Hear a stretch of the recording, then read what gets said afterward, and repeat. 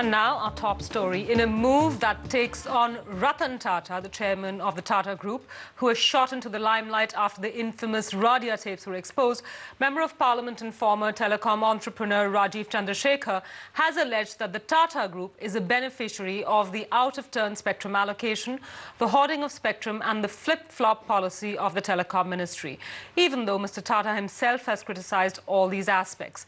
Rajeev Banerjee is standing by with the details. Rajeev, a fairly sharp point-to-point rebuttal, a letter that runs into about 4 pages, which empathises with Mr. Tata's point, but hints at some glaring discrepancies.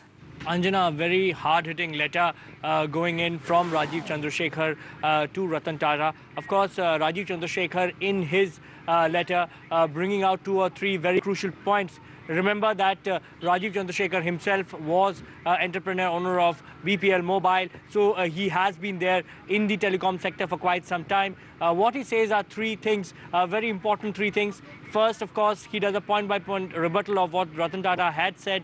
Interestingly, he says that firstly, when the issue of this first-come, first-served policy comes, he said by the fact that the Tata Group actually got benefit from the dual technology regime, which allowed players like Tata Teleservices as well as Reliance Communication to actually shift from CDMA to GSM, in a way meant that the Tata Group was actually able to jump the queue because their application came in much later than the applications given by many of the players by the 1st October deadline, which was then not accepted by DOT. But even though the Tatas applied on 22nd October, according to Rajeev Chandrasekhar, despite that, they got 2G spectrum. And of course, as a development, they will very soon be getting some spectrum in Delhi as well in the GSM band. And he goes on to say that actually a huge amount of valuation which Tata's got from Docomo for the stake was because of the 2G spectrum, GSM spectrum, which they had got.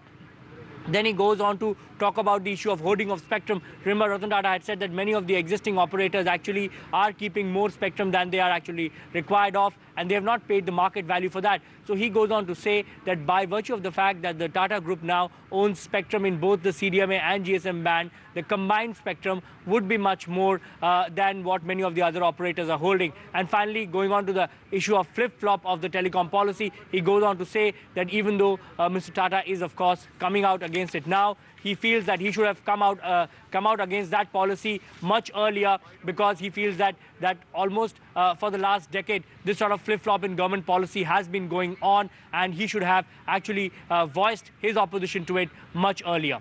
Back to you. Thanks for that, Rajeev. And I do want to read out a little portion of that letter because we have a copy of it. His concluding remarks, actually. He says the Tata Group has a responsibility and indeed owes it to many of its admirers in India to actually live up to the image of ethical conduct.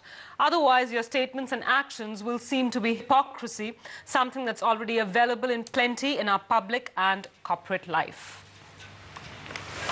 I'm sure not the last word has been said on that story, and we'll keep you updated with the latest on it. But let's now move on. Hero Honda's future is all set to be decided.